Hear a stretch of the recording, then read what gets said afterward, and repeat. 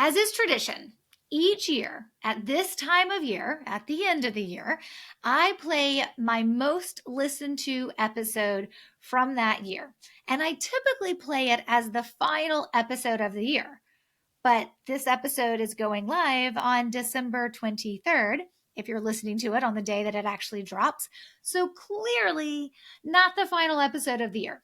But that's because I have a surprise episode next week. So we moved the tradition up by a week. That's okay. We're keeping the tradition.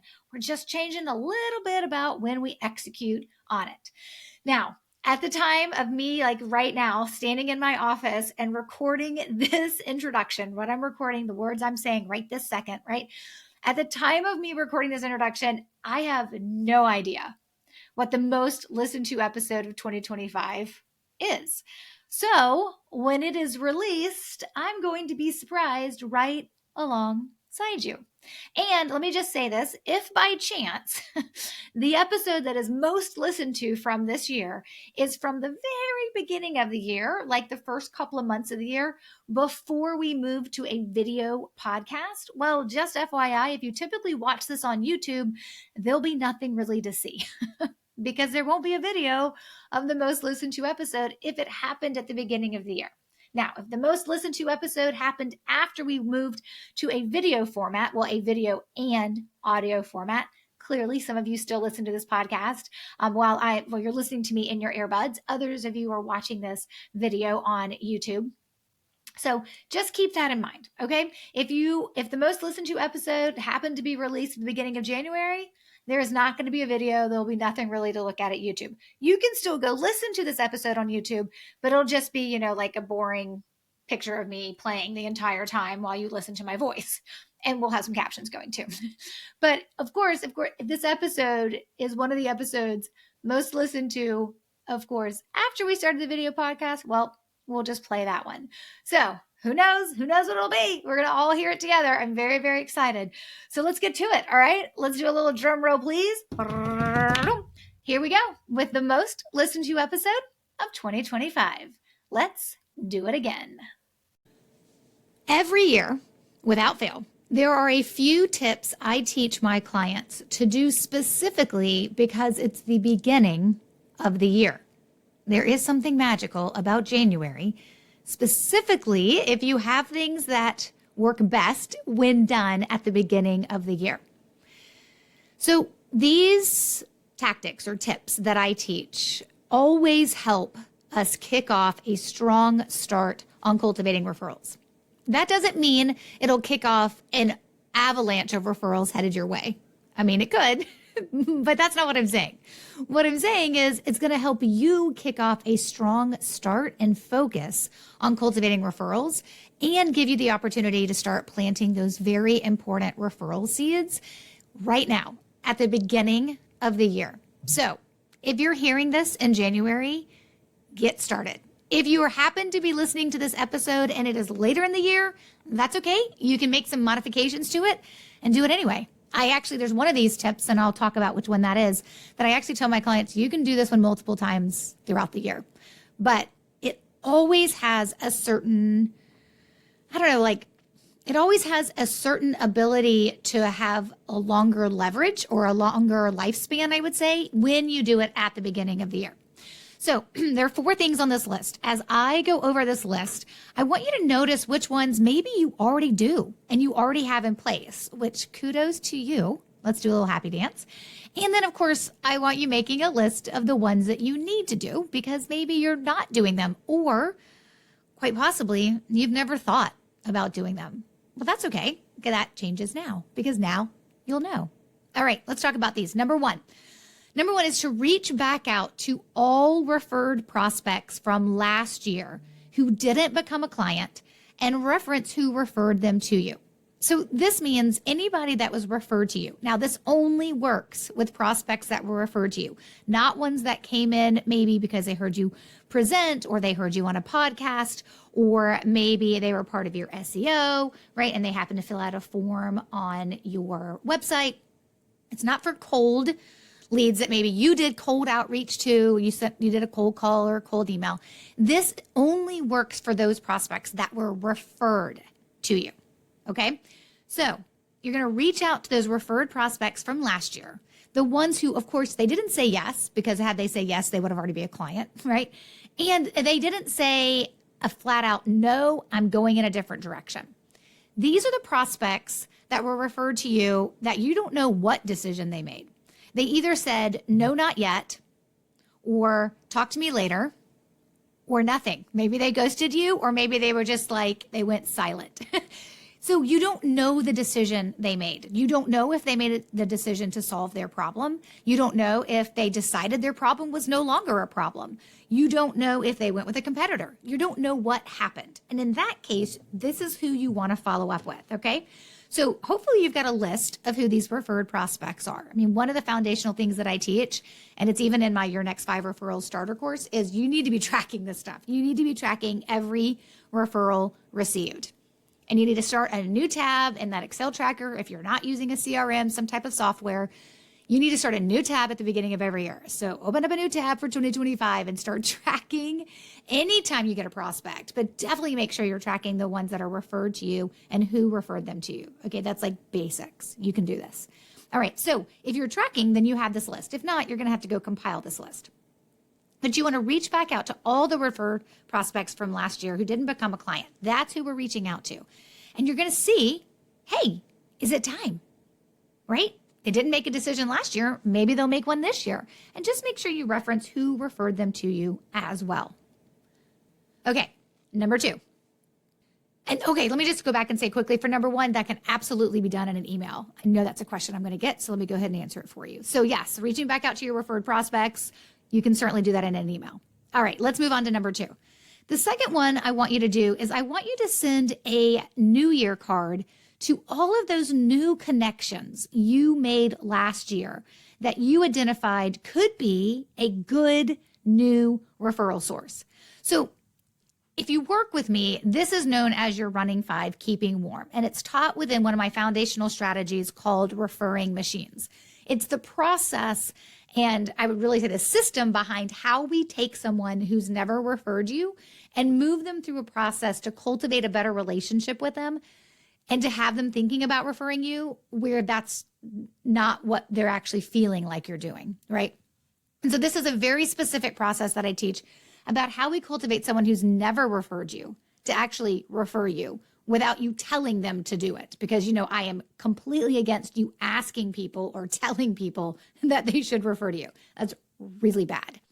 So if you are following some type of process where you are meeting with new people, or maybe you're reconnecting with people you just haven't seen in 6 months or a year or 4 years, right? And you identify them as like, wow, this person actually probably has potential to refer me. First of all, I hope there's a process that you follow, that you're staying in front of them, right? You're staying in touch with them throughout the year. You can't just go to coffee with somebody once, or virtual or in person or whatever, or meet up with them at a networking event or an event and think like that's all it's going to take for them to start referring you. So we all know that's not how it works. So what I want you to do is, if you have a list of folks that you did meet with last year, whether you went to coffee with them and never talked to them again, or hopefully better, that you actually did something to continue to cultivate and nurture that new relationship or that reconnecting of a relationship, and you did something throughout the year, it's a great time now to reestablish that connection as well. And a great way to do that is to send out a New Year card, because it's the new year. That's why we're doing a New Year card, right? It's to send out a New Year card to all the connections that you made last year, that you're like, hey, these folks have good, strong potential to start referring me. Now, you can't just send out a New Year card and think that, of course, is going to unleash a whole bunch of referrals from that person, but it is a step in your system. It is a step in the process. But please, for the love of pizza, do not reference in that note you're sending them that they should be referring you. Don't do that. That's bad. Like, so bad. Just please don't. You're above that. We're all above that. So don't do that.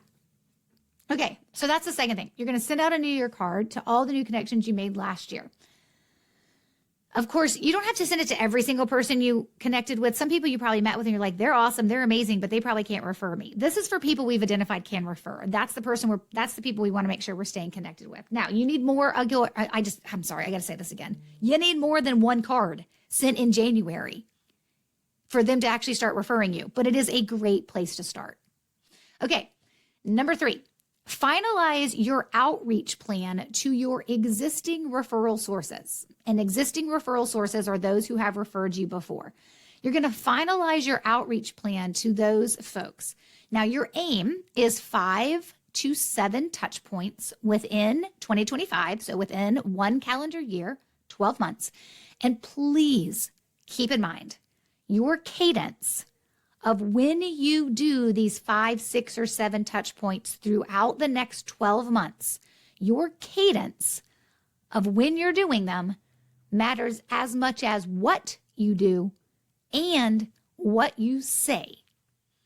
So you can't be like, okay, I've got motivation and I'm going to do referrals differently this year. And I'm going to take what I've learned from Stacey by reading her book or listening to the podcast, and I'm going to create a plan. And you come out strong out of the gate. You're like, woo, we do something in January, then we do something in February, then we do something in March. And then maybe you're like, wait, is it working? I don't know. Maybe I should stop doing it. That's the first thing you'll think. Or maybe it will work for you and you'll get some referrals and then you'll get busy. And then you'll be like, I'm too busy now in April to do the next touch point. Couple of things happen here. Number 1, the cadence matters, yes, to you and your ability to keep it going, because if you had to do everything the first 5 months of the year, like you would become overwhelmed. We all would. So on some level, it matters that the cadence allows you to make this manageable, but that is not the most important piece of this. The most important piece of this is the experience that your existing referral sources feel when they're receiving these touch points. And an experience, well, it unfolds. And so you need this touch point plan of these 5, 6, or 7 touch points, whatever it is for you. You need these to unfold over the course of a year. Here's a tip. Knowing now what your 5 or 6 or 7 touch points are going to be throughout January through December of 2025 will make your life so much easier. You'll be more likely to do it and have consistency with your actions so that the cadence can work for you. Now, you're going to have to figure out what it is that you're going to do, and that's going to be important. And of course, what you're going to say throughout those touch points too. All that's really important. But please just remember what I'm asking you to do with this tactic number 3 is just finalize that outreach plan. Like, what are you doing? What are the things you're going to do? Sit down and make a list. This is what I'm doing this month. And then I'm going to do this a month or 2 later. And then I'm going to do this. And then right? That's what I'm talking about. What is it that you're going to do? Right? Okay. So you've got those first 3 tactics. Let's move into the 4th one. Number 4, determine your referral goals for the year. I recommend tracking at least 2 things as a goal, and then that's the metric you track throughout the year. But I recommend 2 goals. Number 1, the number of referrals you want to receive this year. And number 2, the number of new referral sources, new people you want to start referring to you. Okay?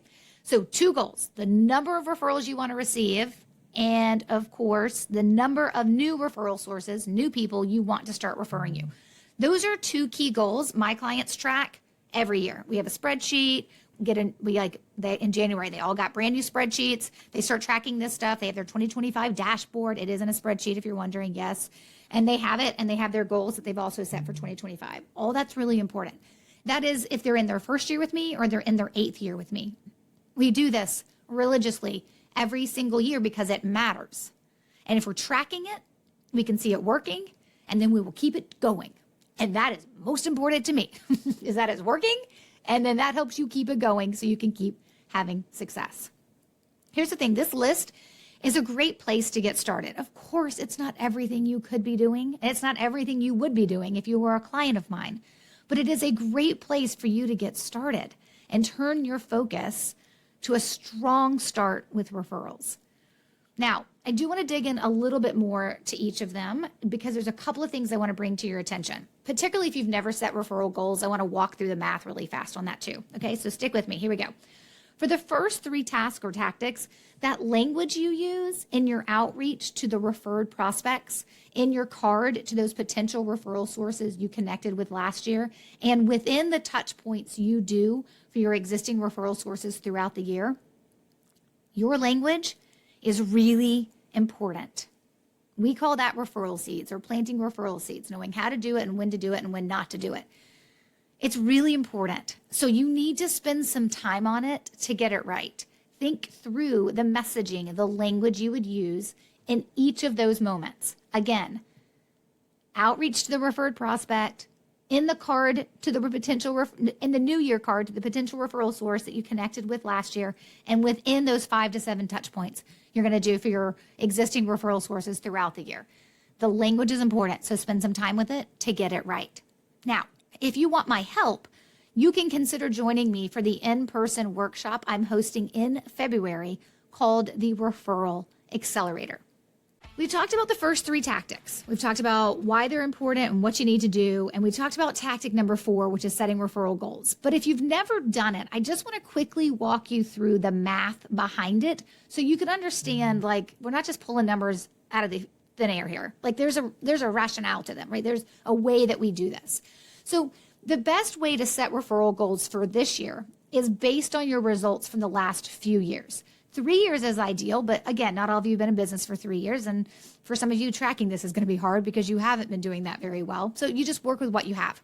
But you want to find your average number of referrals over the last couple of years. For example, let's say you counted up your referrals and here's what you came up with. Last year in 2024, you got 18 referrals. In 2023, you got 20 referrals. And in 2022, you got 15 referrals. Now, if you take those numbers, 18, 20, and 15, and you add them together, divide by 3, your average referrals per year are 17. Now, to set your 2025 referrals received goal, I want you to double that number, so double 17, and your goal would be 34 referrals this year. That is your new goal.